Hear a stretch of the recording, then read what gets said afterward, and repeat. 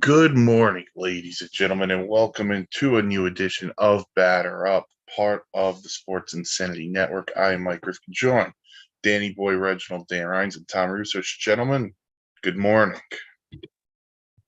Good morning. Good morning. It's great. It is pretty great this morning. We're going to cover the NL East today. That'll be our last divisional preview. But we're going to start with the World Baseball Classic, which had a classic game last night. As the United States defeated Venezuela by a score of 9-7. The big blow coming in the top of the eighth inning, where Dodgers legend and now Phillies free agent signing Trey Turner hit a grand slam to put the United States in front, 9-7, and that is how this game ended. Dan, it was a real good one in the WBC. Dude, I mean, this is probably, and I just have to come out and say it. If it wasn't for the timing of this event, this is a phenomenal tournament. Like, the atmosphere is great, crowds into it, people watching at home are into it. This is way better than the World Series. Has potential to be an event that could really bring baseball back to superiority. If it wasn't for the timing, obviously. But all that aside, great game, back and forth scoring, 16 runs total. I mean, there's a lot of runs coming in on Saturday night. And, of course, 5 runs in the first inning. So that really speaks a lot. But it was back and forth. There was a lot of power, a lot of great hits. Pitching was iffy on both sides. And that it was really, really an entertaining stuff. Obviously, the most embarrassing part about it is the fact that, obviously the U.S. was the so-called away team, and it sort of felt like it because the Venezuela crowd outnumbered the U.S. crowd like absolutely nothing. But it's just sweet to know that those cocky people, Venezuelans, who think they were all good and everything, and they're the best, and everything, they get to jump out of the dugout, and they get to go screaming, and then they get to dance in the stands and all that stuff. When Trey Turner hit that grand slam and shut the mouths of all the Venezuelans, it was absolutely sweet. I loved it. And Tommy, man, I'm telling you, it was just a statement victory by the U.S. And let me just say this before you go. I am not worried at all about playing Cuba. I'm just saying it right now. I think we could beat Cuba. That's today, right? Yes. That is tonight. Yeah, looking forward to that because this tournament has been great. The Classic, it's been everything, I think, and more. And I think you hit the nail on the head. I think this is like a tournament that can bring baseball slightly back to its former glory. I mean, you see the enthusiasm across the world for this tournament and this sport. And, I mean, yes, the money. This is just perfect storm for baseball. It's exactly what they need, an exciting thing like this. And this was the best game yet, I think. I mean, the USA was up 5-3. They blew the lead. And then the heroic grand slam by Trey Turner, which was just gave everybody chills last night to cap that game off. And you really just can't ask for more. And especially, I feel like we're all so hungry for baseball right now that it's great to have this it's almost like an appetizer for the season. But it's a really good appetizer. And I just like how the geographic part of it gets people very, very into it. And the ratings were really good. I was looking in certain countries for this, like they're outrating the World Series, a lot of these events. So that alone should be, it should show you just how good of a product they're actually putting up. And I mean, just look at the players on these teams and it's going to be a great product. I mean, these are just stars everywhere. And it's just a lot of fun to watch. And I know there's a lot of talk about it and the timing of it. And we actually talked about it, I think, 2 weeks ago, we talked about if we were okay with the way it's timed out because we always know injuries are going to happen. Unfortunately, it does happen, but I'm starting to come around a little bit because I like it kind of where it is too, because I feel like it really gets you fired up for the season, and it's kind of like a good. I don't really watch much spring training, so this is like really nice to have, and I'm looking forward to it. Let's go USA. When you look at these guys and the pride they play with and the representation of the countries, that's what it's about. Trey Turner pumped after hitting the grand slam. Everyone contributes. Everyone wants to win this thing. Let's face it. Over 162 game season, there's not always the greatest effort at times.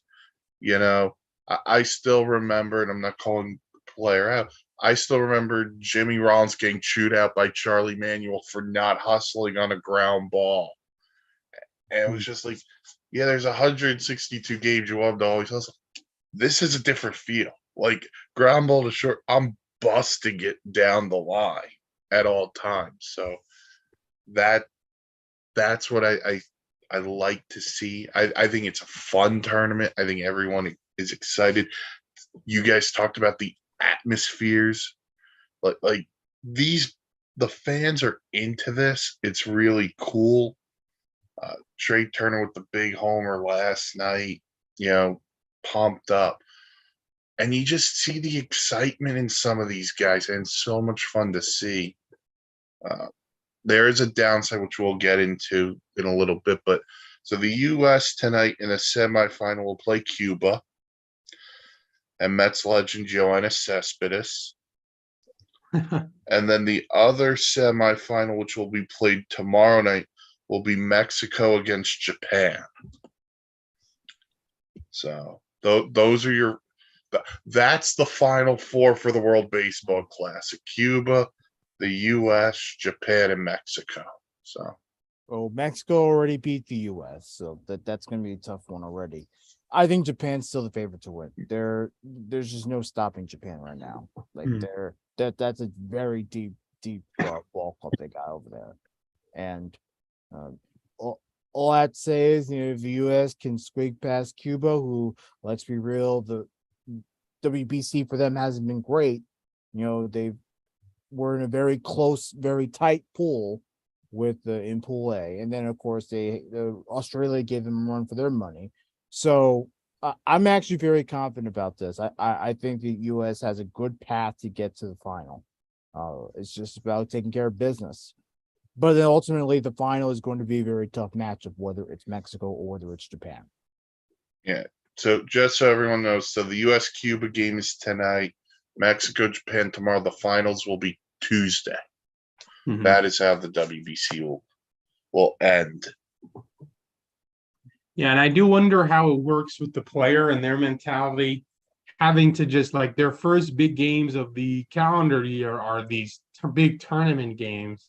And I think it's probably good for them to have to be playing for something such high stakes at this point, right? I mean, it really gets your blood, I would think, going for the season. And I really kind of think that this is something that is going to, in the long run, is good for the players, even with the injuries, which I know is a whole other topic. But I feel like they probably like getting their adrenaline pumped up too, right about now.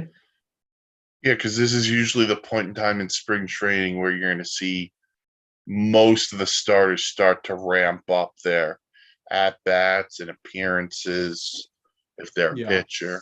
So you're right. Now, Tom, you brought it up, so let's just put it out into the open because there are a couple of injuries. Mm-hmm. Edwin Diaz tore his patellar tendon celebrating a Puerto Rico win. And then last night, Jose Altuve got hit by a pitch. The initial diagnosis was a broken thumb, but the Astros are still reviewing this. They're going to do their own imaging to see how badly he's hurt. So that brings up the topic. And if you go to Twitter, which is a great source of people's emotions, there's two sides to this. There's the side that this should have never happened because of the tournament, and there's just it's just extremely bad luck, and there's no in between. Yeah, I mean, I think we talked about it 2 weeks ago. We said injuries are going to happen. We know it's going to happen. It sucks. It Mhm. really, really sucks, especially when it happens to your team. But I feel like the players know what they're signing up for. They know the risks, so there's no reason to harping about it. It's just upsetting. And again, I think people like to take out their anger on things. When you're a big Mets fan, we have high expectations for the Mets, and you hear Edwin Diaz isn't coming back because he celebrated well, but you're angry in that moment, and you're going to look to attack the nearest thing, which is, oh, why are we playing this thing in March? The fact of the matter is, though, people love this tournament. The players love this tournament. If they're playing in it, it's because they wanted to and they knew the full well the risks. And it's just very unfortunate. That's just the word for it. Dan? I mean, obviously freak injuries happen. They can happen anytime, any point. There's nothing, you can't control that. You really can't. It just stinks that it happened not on a 113-mile-an-hour fastball from Sugar Diaz. It happened during a celebration. That kills me. I'm not a Met fan, but that kills me to watch that happen because of how good of a player Edwin Diaz is. He hurt himself during a celebration, which should be an exciting moment for Puerto Rico. So that's what hurts. And look, I'm all for players playing this tournament. Like, go for it. But there were risks, and that's the just the tough pill to swallow there. And there's nothing much you can do about it. But it just hurts it. And then that's sort of the argument against having the tournament in March. Because before the season, let's just say before the season, you have no idea what you're going to look like in April. You don't know what you're going to look like in May. You don't know what you're going to be in June, July, August. If you have played this thing in July, and Edwin Diaz, the same thing happens to his knee, the patellar tendon tear, at least by August, you know what you have, and you can adjust. And Buck Showalter is very good at adjusting to really tough situations. He did a very good job at it last year, even though the Mets didn't really benefit from it. He actually did a very good job given the certain situations that he had to deal with. But August, you know what you have. March, you don't know what you have. So now the Mets are sort of in this guessing game here with Edwin Diaz. Like, who's going to be the closer? I don't know. Who's the best person in your bullpen to fill in that closer role? That's sort of up for grabs.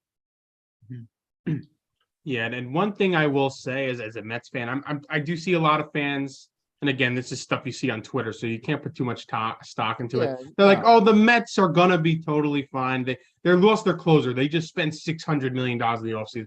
There's some truth to that, but Edwin Diaz really was, I think, the best closer in baseball last year. So this is gonna hurt the Mets, and there's gonna be, I think, a transition period where the Mets truly don't know who their closer is going to be, and there's gonna be some blown saves. Edwin Diaz has a 55% swing and miss rate. I mean, that's really kind of irreplaceable. Unless Mariano Rivera in his prime is going to come walking out to enter Sandman, you're not replacing Edwin Diaz. So either way, the Mets are taking a hit on this. No ifs, ands, or buts about it. And again, like we said with the celebrating, it does make it so much worse because this is a happy moment, and he's celebrating for for Puerto Rico, his homeland, and he was probably quickly went from one of the happiest moments in his life or in recent memory to literally the worst. So it's just so heartbreaking, and I just hope his surgery goes okay, and I hope we somehow can see him make a late September return. But although we'll see. There's a lot of money. What's Steve Cohen paying for? A private chef and personal trainers, a dietitian, all that stuff. Like they're just paying get him a new knee, everything. Steve. Just get him a whole new knee. But I think the other part is well, going to the celebrate. My mind immediately goes to Kendrys Morales after he had a walk-off home run for the Angels and he jumped on home plate and he wound up tearing his ACL. So the Mets get lucky as that's not what happened. He wound up with a torn patellar tendon, which is not better, but I think when we're talking about this, and Dan, you kind of got my mind going in a different direction when you said if we had this tournament in July. And I know everyone has different opinions of the All-Star game. What if you did a single elimination kind of WBC thing instead of the All-Star game?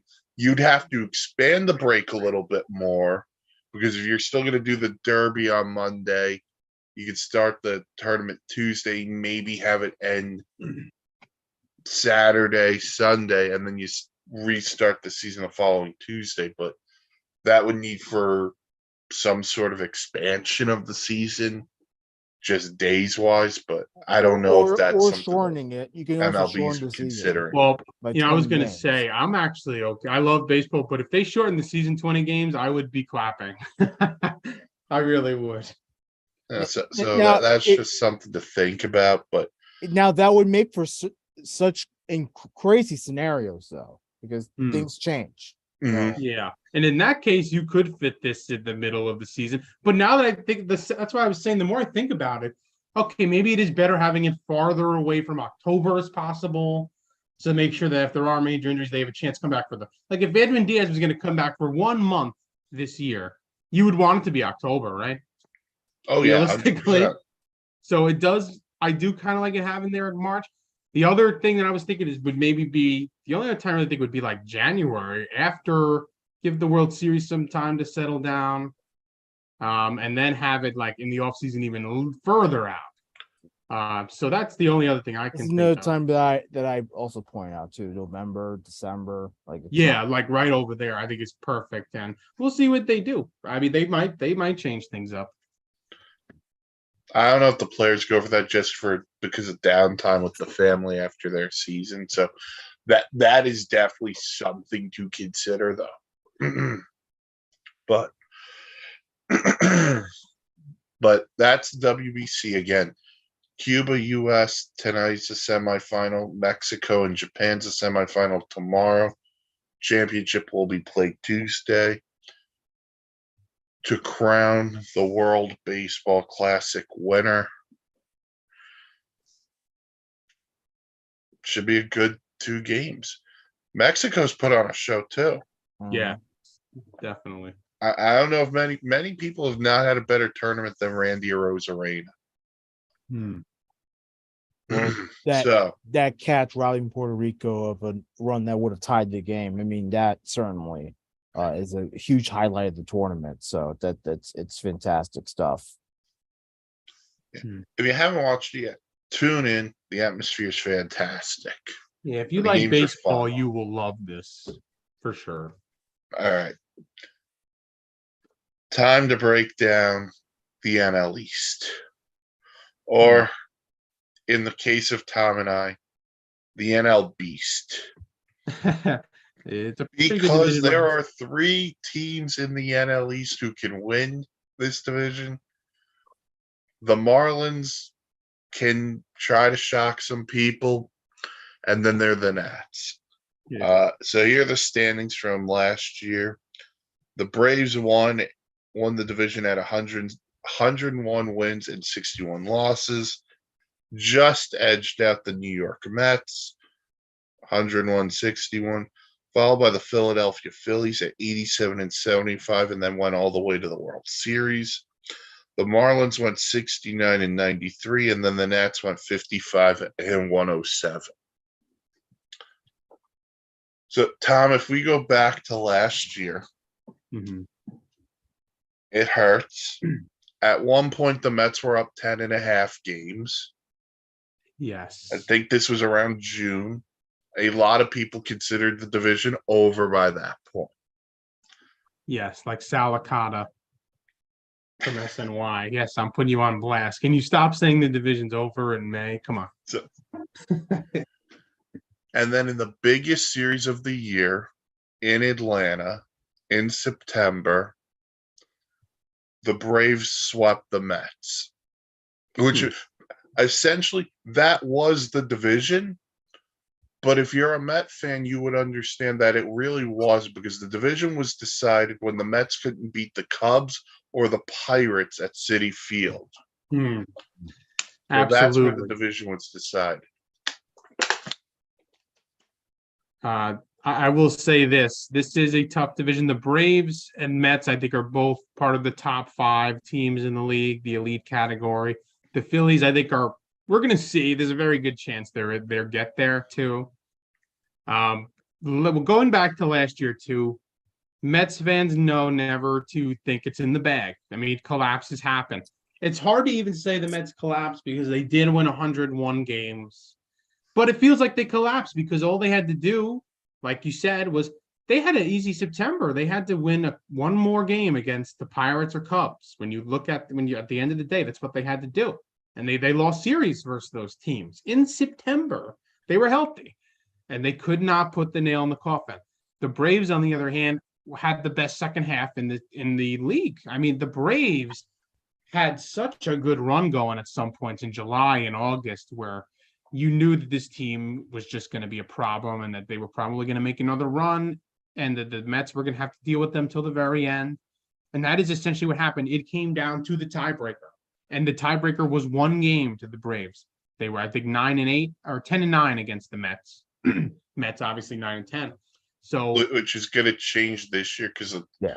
with the balanced schedule, they're not going to play each other 19 yes, times. So. and I think that highly will favor the Braves and Mets a bit because they won't be playing each other as much. It'll also favor the Phillies.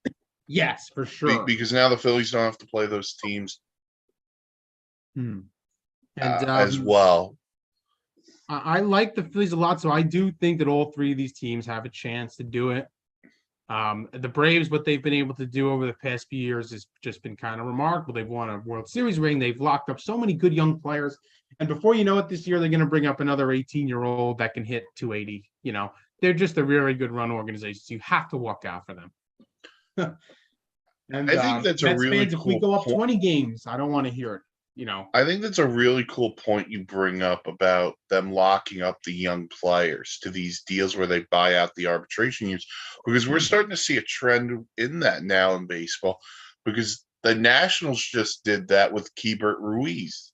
Signed him to an 8-year, I think it was around $50 million, but it buys out his arbitration years, and they feel he's a guy who long-term is their solution at catcher.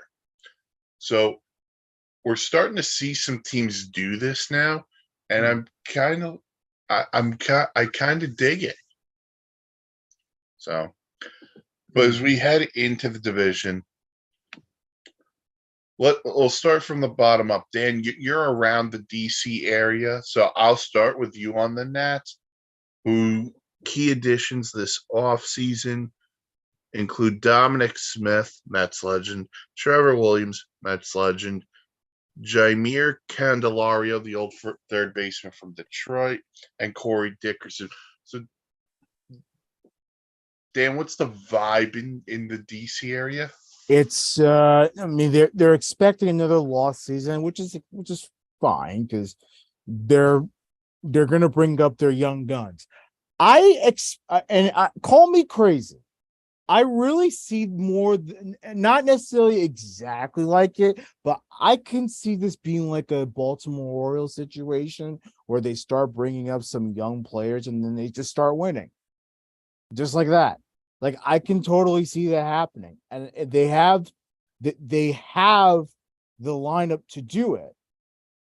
So there should be there really is no reason not to go out there and just play out of your minds. Now, obviously, you're going to have young players coming up here, but you also have old-ass minor leaguers like Joey Meneses, who's killing in Team Mexico right now. It's crazy.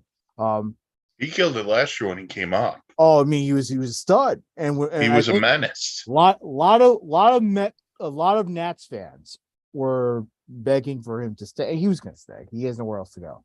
But there, a lot of the Nats fans were like, "Don't get rid of this guy. This guy's actually really good." And I mean, it turns out to be right. So certainly that. I love the Candelario pickup. I think he was fantastic with the Tigers.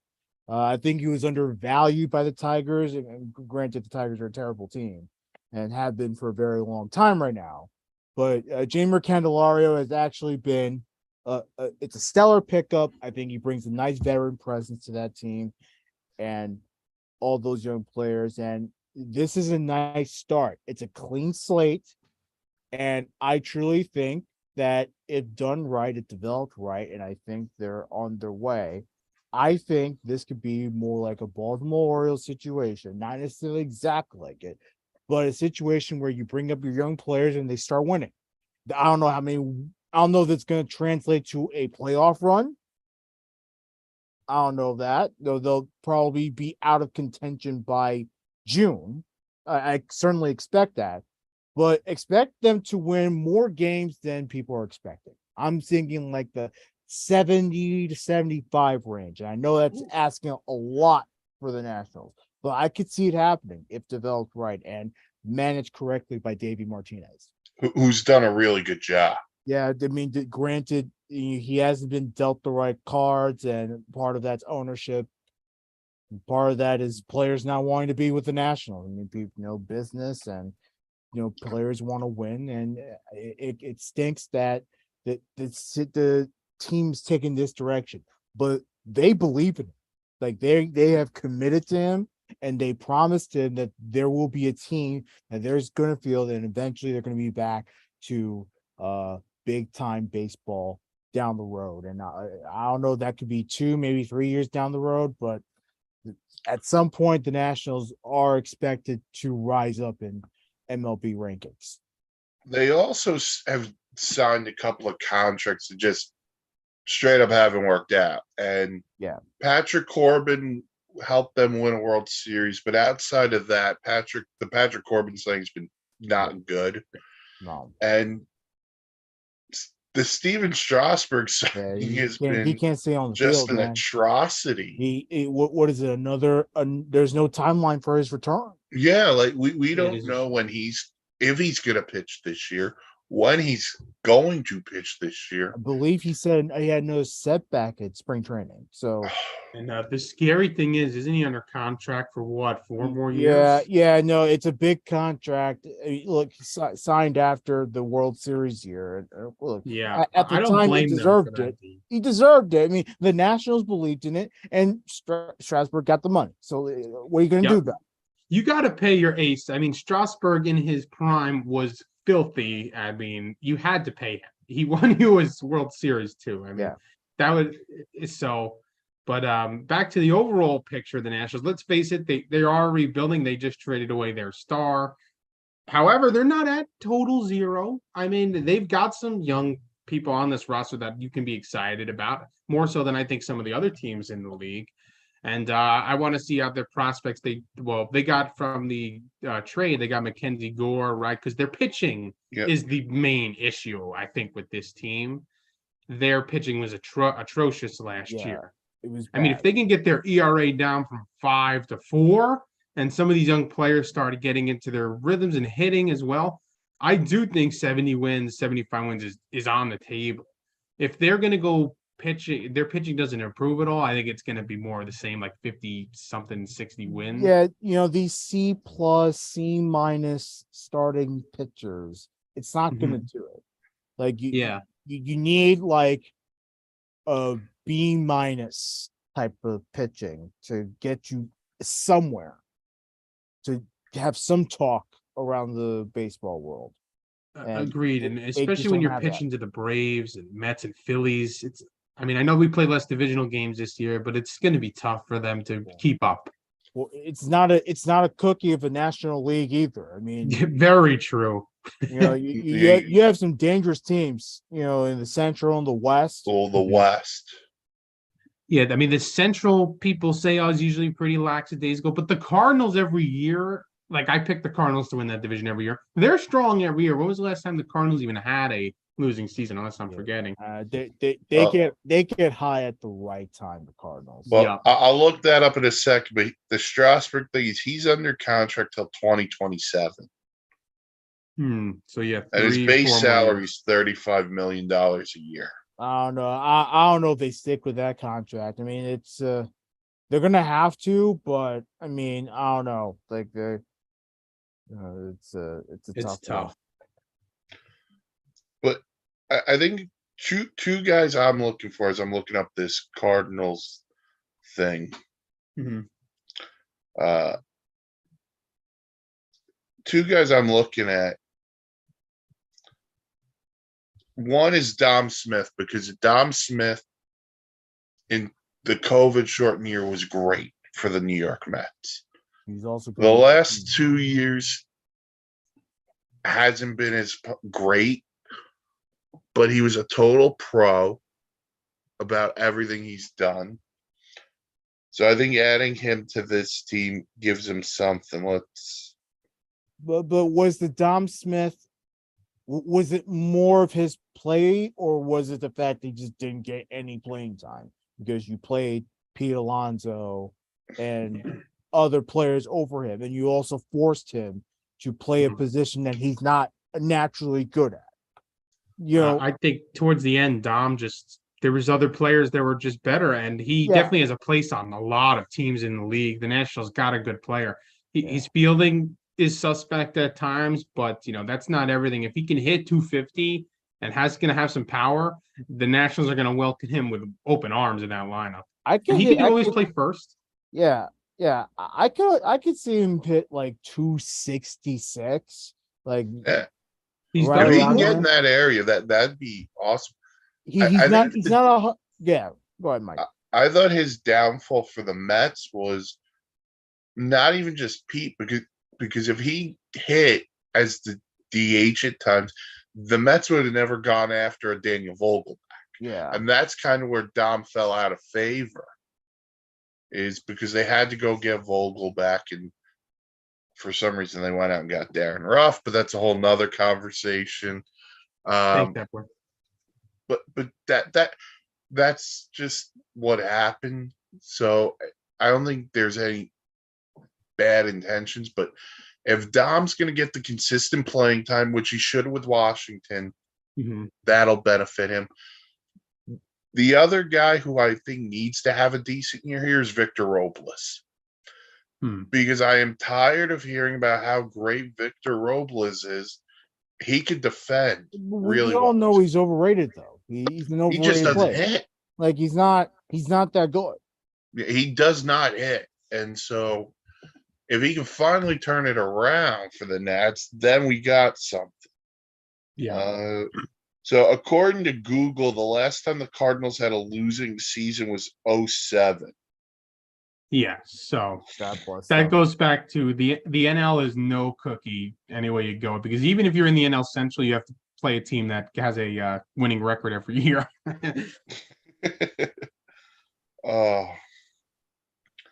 So that's the Nats outlook. Then there are the Miami Marlins. Much more interesting. Who have a new manager in Skip Schumacher. They also brought in Gene Segura, Yuli Gurriel, Johnny Cueto, and Luis Ariz, who was the batting champion in the American League for the Twins last year. They added Segura and Ariz, and now they are going to move Jazz Chisholm, the man who is going to be on the cover of MLB The Show, to center field. Which, I don't know. If Jazz Chisholm could play center field, awesome. But why did you just go get a center fielder? Yeah, I don't know. Like you're gonna play someone that's clearly gonna be out of position, and it's gonna show. And now you're gonna this is another analytics move, in my opinion.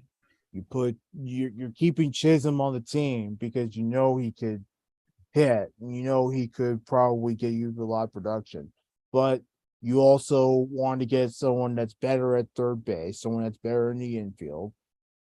It's to me, it's just not a good move by the Marlins. Like it's an imbalanced team. You're going to see a lot of issues on that squad, to start the season. So, not quite understanding why they're going in that direction, but I get it. You get better hitting. You get obviously a Rise who was absolute stud with the Twins. So you have to. You're banking that this hitting production is going to be a lot better. And I think, are they messing around with that ballpark too? I know the Mets are messing I around. think they're tinkering a little bit with the park. I'm not 100% sure on that. Right. They took away the home run sculpture though years ago. I'm still upset by that. Yeah, that was dumb. Yeah, it's still pitcher's park, and that's fine. Yes. It's also a visitor's ballpark because everyone who goes there, or most people who go there, are wearing the other team's colors. When you see the Mets down there, it's all Met fan. Especially if you're in Northeast. The Phillies are down there, it's Phillies fan. The state of Florida, all of their sports stadiums are the South version of the Northeast counterparts. Like Red Sox, Yankees. I mean, the Tampa Bay Lightning got a dynasty, and even they don't pack it out all the time, do they? Exactly. They do fairly well. I'll give them that. Yeah. I mean, the Bucks had Brady. That's the only reason why the Bucks did. Exactly. Well, even in basketball, the Miami Heat, they're good. They're a good team. Yeah. The Knicks clearly outnumbered that game, the Julius Randle crazy shot game. They were very audible, the Knicks fans in Miami this year. So yeah, no. Look, the Marlins are an interesting spot. New manager, way better hitting team last year for sure. I'm a little concerned about Alcantara because he did not do well in the WBC, and that kind of scares me because he was Cy Young last year. The year, hopefully, he's not going to take that hangover year. He's going to dip far below. If he's not, I don't want to say if he's not what he was last year, because that was such a high standard. But if he's not even half that, and he takes that half step back, they're in major trouble because I don't know who else on the staff the rest of the staff is going to have to step up. Yeah. I don't know how many runs a game they're going to score because they don't score. That was their issue last year. They did not score. The pitching and to pick it up. Bullpen's not that great. No. And you have a first-time manager. These are all things that create something really weird for the Marlins. They also have 37-year-old Giant Cueto on that team. Yeah, to me, they remind me of the opposite of the Nationals last year because the Marlins could pitch pretty well, but they could not hit for their lives, and the Nationals were the opposite. They couldn't pitch, but they could hit at time. And I think the Marlins kind of made some good moves to fix their hitting this offseason, but we got to see it in action. And I will rant a little bit on Jazz Chisholm because why does it feel like the Marlins are just trying to ruin every good thing they get? I feel like they were batting him like 8th at some points last season when Jazz Chisholm was like the best player on the team. Yeah. I just feel like weird things tend to happen with this organization, and they're just they're incompetent, I think, sometimes, and that's why their stadium is empty too, even though it's just Florida. And I just really, as much they're my rivals, the Marlins, but it would be nice to see them not be so dumb and let Jazz Chisholm maybe have a great career and stop messing with him. Yeah. And part of that also is he also had back issues last year. So that was another thing that just had randomly popped up. And I don't know if pushing him to center field is going to help his back. I don't know. Yeah, I mean, we But won't know till we see it, but just feels like why would you move around right now? You really should be focusing on getting him to that next level. And a lot of people were angry he was on the cover of the show. Not that it really matters because it's like there's a lot of better players than Jazz Chisholm, but he is an exciting player. I understand why he's on the cover. But he's also in Miami, so it's hard to get excited sometimes. uh, I, I mean, this is a whole different conversation because if you're Yeah. talking about people who get the cover of these video games, these companies want young, exciting players. And I think the two guys who could have been the cover for the show this year, Jazz Chisholm's a nice choice. The only other guy I was thinking of if we're going to go young, exciting, would have been Julio Rodriguez after the Yeah, year he that would had have for been the another Mariners. fantastic So, choice. I'm sure he'll end up at one point. oh, I'm sure he will too. So Yeah. let's not be overly concerned on who's on the cover of the show, people. Yes, I agree. All right, so that's the Marlins. Then there's the Philadelphia Phillies. All they did was win the wild card, beat the Braves, beat the Padres in the LCS, and played the Astros really tough in the World Series. And then this offseason, they added Trey Turner, Mets legend Taijuan Walker, and Braves legend Craig Kimbrell. They've done other things, though. I'm just going with the big names, people. So don't comment on here saying that's not all they did. But it's a major part of what they did. Oh, it's huge. And look, I think the Trey Turner pickup was a spot on pickup, pissing off a lot of Nats fans over here. But it's look, the Phillies and the Nationals are taking two different directions. The Phillies are trying to get back to the World Series, and hopefully they'll be a better team if they were to go back and make a big run at the World Championship. But I think that having him certainly is huge. You could kind of rest knowing you have an actual shortstop on that team and a good bat as well. Someone that could not only hit home runs, but someone that could hit singles and doubles and produce runs. And you already have a big time run producer in Bryce Harper when he's back or whenever that is. Like They were aiming for July. Yeah. And I know that Tommy Johns are usually tougher on the pitcher, but hitting wise, I think he should be okay for a midsummer type of return. Yeah, you look at Turner. I expect Nick Castellanos to have a bounce back year because he was not good last year. Yeah. He got some clutch hits in the playoffs, so he should bounce back. They're going to hit. Their lineup's ridiculous. Turner, Real Muto, Alec Boehm.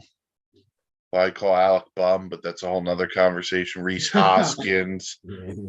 But then I look at the pitching, and I still look at Game 6 of the World Series, and I still want to know from Rob Thompson why he made the move he did to get the matchup against Yordan Alvarez.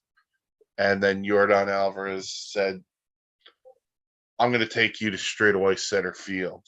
Yordan Alvarez. Air Yordan. But, I think it was panic mode. Yeah. I think they wanted to play the matchups and that sort of thing. And Rob Thompson, by the way, deserves it. He deserved that interim tag to be taken off. And did a fantastic job. He also deserved to be nominated for National League Manager of the Year. He totally deserved that nomination, and they didn't give it to him, which I find reprehensible. Yeah, I wonder is because he was the interim, he had to fill in for his buddy Joe Girardi, and I don't know. It was kind of a weird situation there. But no, look, I think that he'll learn from it and he'll understand that baseball is not a complicated game. You know, you go with the gut, you go with the hot hand, just like in every sport. If there's a hot hand, you stay with it. You know, stats be damned. Hmm. Yeah, so Yeah. Statistics will not always tell every little story. Sometimes you gotta, as a manager, you gotta trust your gut. I totally agree. And that he's gonna learn, I think. And the Phillies, as far as them, they are just as I think they're right as good as these other two teams in the East, and they could win this division too. I think I'd pick the other two teams first, just because the Mets really seemed like they had a great matchup wise with the Phillies last year. What was it, 14-5? And I think the Braves all around are just a better team. But we'll see. And when Bryce Harper gets back, there might be no stopping this lineup. They might just put up too many runs. yeah, so it won't matter how bad the pitching is. Which, by the way, it's not with Zach Wheeler, Yeah, it's really not. Aaron Nola. Taiwan Walker's a major X factor because if he's good, he can be really good. Yeah, But that's if he's that's bad, the he thing. can be really bad. That's the thing. Like, does he have a bit of a chip on his shoulder? Mets didn't want him back. He kind of felt a little disrespected. The Mets were going after Verlander and Kodai Senga and all of them. And they're like, we'll brush you aside. Like, I think he'll have a nice season. I really do. I think, He'll get the run support. That's Yeah. for sure. oh, Yeah. yeah. Run support. But different pitching philosophy, probably different their pitch. I don't know how much of a difference a pitching coach can make, but you never know. It's also where you are in the rotation, and Yeah, he's probably the 4, maybe the 3 Yeah. in that rotation. I would try 4. Then I don't want him to be high up thinking, Yeah, so middle guy, and then tail end. so they're not expecting you to throw 7 shutout. They're 5-6 innings, 2-3 runs. Yeah. I always say aim for that quality start, but Yeah, They're going to bring up one of the best prospects in baseball this year too, right? Andrew Painter. I think who's he a hurt really good his UCL, so I don't know his status. Oh, I think you're right. Actually, he just Let got me hurt. double check that. which is a believe he major got blow. hurt at one It's a major blow. I mean, Yeah, seriously. he's in that MLB pipeline, so that sucks. From what I've seen from him, he looks disgusting. So I'm prepared for him to become like a nightmare. A huge Met killer and all that Yeah, stuff. so I'm prepared. His stuff looks filthy. Oh my god. Sadly, I know some Philly fans, and they haven't shut up about him the past year. So Okay, it's a UCL sprain, and according to CBS Sports, Dave Dombrowski believes at some point he could come up for the Phillies. Make it like a September thing or like a summer thing. There's no need to rush it. Yeah, they're good. They don't need, to rush this guy in here. Yeah. By the way, not only is Aaron Nola going to run it back, he's going to be much better. I think he's going to be way better than what he was. Oh, listen. I think Nola's real. He's solid. So he was good in the postseason for the most part. When he got the run support, he's good. Him and Wheeler are as good as a 1-2 punch as you can get in all baseball. Yeah. Speaking of 1-2 punch, speaking of 1-2 punches, there's a new one in Queens. The Mets last year, 101-61. Key additions include reigning AL Cy Young Award winner Justin Verlander, Kodai Senga, Jose Quintana, who's going to miss some time with an injury, David Robertson, Tommy Pham. They also re-signed Edwin Diaz, Brandon Nimmo, and Adam Ottavino. Injury bugs already hitting Port St. Lucie. We mentioned Diaz. Quintana had a lesion on his rib cage that he had to get taken off. They're not expecting him until July. Brandon Nimmo is week to week with a knee/ankle sprain, I think. Yeah, they called it. But I think he went up to Buck and it's like he's saying he's fine. I mean that looked way worse than they said, and very happy with that. So Senga's had a little bit of a finger issue, but Tom, the injuries have already started mounting for the New York Yeah, it's Mets. just another year as a Mets fan, right? The injuries come and it's very worrying. We talked about Edwin Diaz, and you're losing the best closer in baseball. You're not going to be able to replace him effectively. That puts a damper on your season. And Mets fans know they're hungry to win this division. I mean, the Braves have stomped the Mets in this division for the past 7 years. I mean, it's degrading as a Mets fan. And the Mets are going to be good this year. Let's face it. They've spent a lot of money. They have a good team. The Mets are going to win games. But at the end of the day, if they don't win this division, it's just going to feel like we're back where we started, I think. And they got to chase down the Braves, and it's not easy. And having this blow already with Edwin's big, losing Jose Quintana till July is huge. I mean, the Mets, let's face it, they have a great pitching staff, but it's only going to take a couple of these injuries to tear it down. I mean, we see it almost every year. And let's not forget the front end of this rotation is old. Okay. They're old. And, I'm not saying that that means they're going to be bad. Hell, heavens no. Justin Verlander is a fantastic pitcher at his age. But there is that increased risk that he's going to miss some starts or he could get hurt. It's just, that's the way getting old works.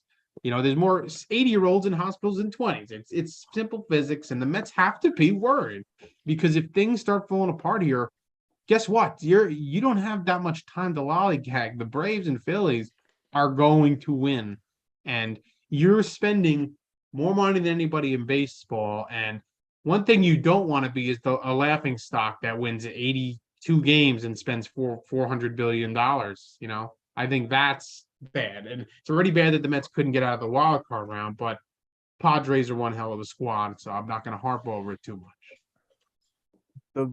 Before I go, the money spent by Cohen is absolutely extraordinary, and I think it should better the Mets. But in the back of your mind, you're always thinking like, how can the Mets screw it up? And that's something that Buck has to sort of get out of that, because he's fallen into one of those managers where he's like, oh, good, and then they screw it up at the end. So what does Buck have to do to not screw it at the end? Make sure players stay healthy, make sure he makes good managing decisions. He made a lot of the good last year. Playoffs, he was iffy. I think the playoffs, the too big of a moment for him, as has been his entire career. So those are the things that I worry about the Mets a little bit. Age for Verlander and Scherzer, I don't care about that. Look, if they give you a tenth of what they once were when they were with the Tigers, I mean, come on, what are we talking about? Like, they're studs. So I wouldn't worry so much about that, and I expect a good season out of the Mets. And that's where I'll end. Take care, folks. Dan, who do you like in the NL East before you go? The Atlanta Braves, despite losing, and I still can't believe they did not sign Dansby Swanson to that new deal. No. The Cubs are going to reap the benefits of having it. I'll tell you that much. But right. Great Braves. I had the Braves. All right. But back to where we were on the Mets. I think Dan's right when he's talking Verlander, especially because Verlander, let's face it, he is the reigning AL Cy Young Award winner. He pitched great last year. He did miss some time with a calf issue, but that's not arm related, which is my biggest concern. Scherzer had a bit of oblique issues at times last year, which I think also hurt the Mets. Kodai Senga is an X factor. Haven't watched him pitch. We don't know what to expect. But then there's these two other guys who kind of get lost in the shuffle, and David Peterson and Tyler McGill. Peterson, I think you could pencil him in as the Quintana replacement for right now, because I think David Peterson. I don't know about you, Tom. I like having the lefty in the rotation. I do too. And, if I would rather have him at the 5 than trying to make him our long bullpen guy Mhm. for sure. And Tyler McGill, as good as he's been at times, and he was really good at the beginning of last year. Mm. He scuffled after the injury a bit. They tried to put him in the bullpen. It didn't work. I'd have no issue with him starting the year in Syracuse, being the guy in case something happened to a Verlander, Scherzer, or Carlos Carrasco, who we haven't mentioned either. But that's the pitching side. Bullpen, listen, the Diaz injury stinks. We've talked about, but they have Ottavino, who was really good last year. Yeah, he was The in the David World Baseball Robertson Classic. signing is great. Yes. Drew Smith, if he could pitch a little bit more like he did in the first half last year, that'd be huge. And you can always find a bullpen arm or two. That's not a concern for me. You're not going to find unless you give up something massive, you're not going to get a legit closer. But I don't even know if that's the need because Diaz is, hopefully eventually coming back. And then offensively, this team should score. This team has two questions offensively for me. It's catcher, and it's going to be the DH spot. And I'm telling you right now, I'm talking Buck, Steve, Billy Epler. I hope you're listening or watching on the YouTube. Here's what I'm going to say. Are. If the Mets aren't going to get anything out of Tomas Nido or Darren Ruff offensively, Francisco Alvarez better be a phone call away. Absolutely. Yeah, because at this point, I mean, we don't know what Francisco Alvarez is going to do this year, but there's a good chance he's going to be better than what we're going to get from Darren Ruff. Because what we saw from Darren Ruff last year was historically bad. Listen, I like Nido. He can be a catcher. He's a decent bunter. But I need him to hit a little bit. That's why they got rid of James McCann, because James McCann wasn't hitting water if he fell out of a boat. It's true. The Mets need offensive production out of people. So absolutely. And you hope Alvarez is the answer for the future in that regard.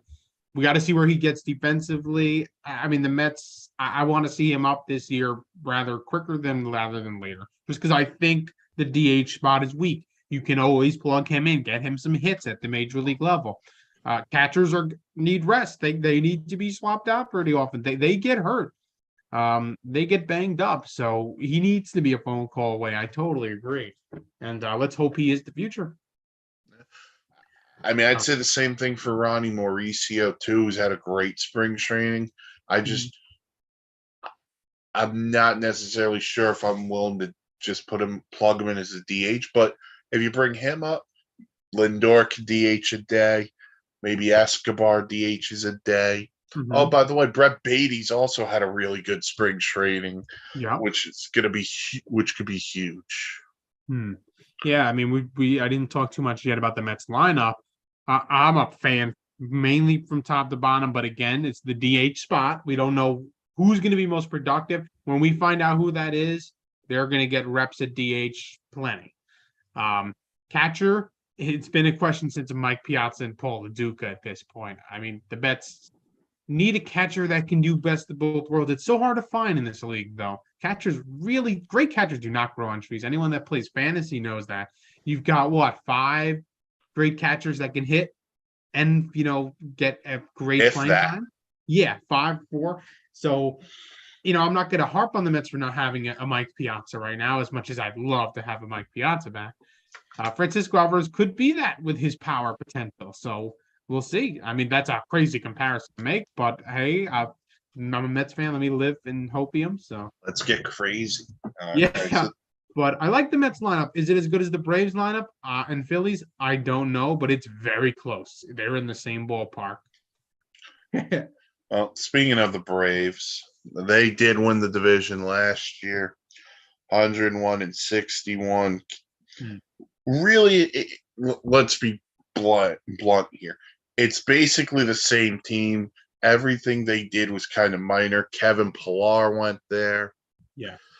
Nick Anderson, the reliever, went there.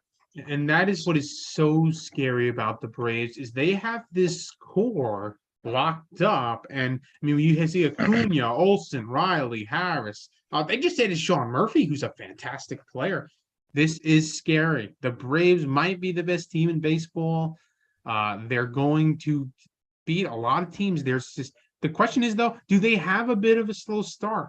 They tend to have slow starts the past few years, and then they hit their stride and become the best team in baseball somewhere down the line. That's what the Braves have done.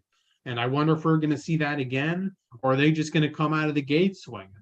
And on the other hand, the Mets have sort of been the opposite. The Mets have done very good in April, May, June, and then they start to, I think, kind of fall off as the season goes. But again, I can't rave enough about this Braves core that they have. It's fantastic. And their pitching is also extremely good. And I mean, they lost. It's crazy to think they lost their ace to this crazy Achilles injury 2 years ago, and he hasn't come back. And now you just got another ace grew off a tree in Spencer Strider. And we all know how filthy he is. So there's just so much to be excited about if you are a Braves fan. They're just top to bottom amazing. Strider, Max Fried, who's a stud. Another ace. Yeah. Ian Anderson, who took time away from Jethro Tull to pitch for them. Yeah. They have that in the rotation. Oh, and then the lineup is just, well, Acuna is going to be healthy this year. Ozzy Albies should be healthy all year after missing time last year. Yeah. Stone Cold Steve Austin Riley, who should have been an MVP candidate last year. You know, Harris was the rookie of the year in center field. I do agree with Dan, though, that not getting Dansby Swanson was a little weird. I mean, you have to compete with the Mets payroll, too. I mean, come on. But they have Vaughn Grissom, who played pretty well at second, so just move him over to short. He's a strong player, yeah. He played really well for them last year. Actually, you can make the case that the Braves had the top three guys for Rookie of the Year last year with Strider, Grissom, and Michael Harris. Yeah, seriously. It's like, what Braves going to win Rookie of the Year this year? And how many years are they going to get signed for $10 million a year? It's honestly, they're a factory. They just put it out, reload, put it out, reload. Like how about the reincarnation of Travis d'Arnaud, who couldn't stay healthy or hit as a Met? Now, all of a sudden, he's on another level. Yeah, I mean, just it hurts when you're a Mets fan. You see Travis d'Arnaud, a guy that we put so much time and effort into as a franchise. Oh, yeah, he's winning a World Series ring for the Braves. And by the way, he's like a top 5 hitting catcher now. And, you always saw that potential in Travis d'Arnaud. You're always happy you got him in the trade. And he's doing it for your rival. And now they had Sean Murphy, which at first I was like, why do you need it? But, we were talking about catchers earlier. Why not?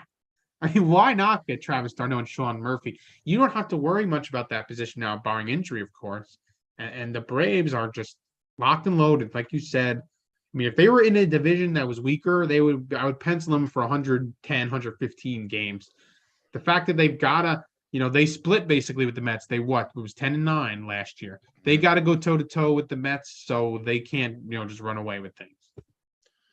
Yeah, so I mean, there's some questions, I just, they're so good. They're so low.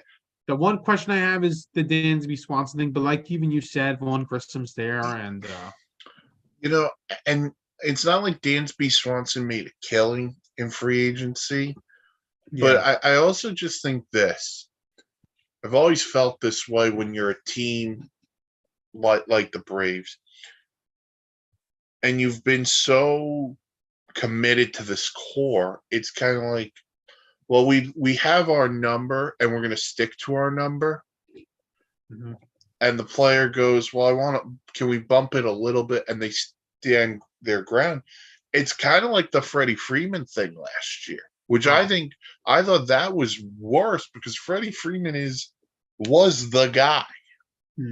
Yeah, there was. And, I'm not saying Dansby Swanson wasn't the guy for the Braves, But you losing Dansby Swanson, you still have Acuna, Albies, Riley. Losing Freddie Freeman, we know the leadership, we know the hitter, the fielder, everything Freddie Freeman is. So that's why that one took me by more surprise than Dansby Swanson. Also Definitely. because if you let Dansby Swanson walk, they could have signed a Xander Bogaerts or someone like that. They didn't. They wound up going. Looks like they're going to go with Vaughn Grissom. Yeah, I mean, we didn't have the show back then, but the Freddie Freeman thing today is still kind of question mark. I mean, it seems like his agent might have made a mistake. We don't even really know the full truth of what went down there, but it is shocking to me that he is not on the Braves.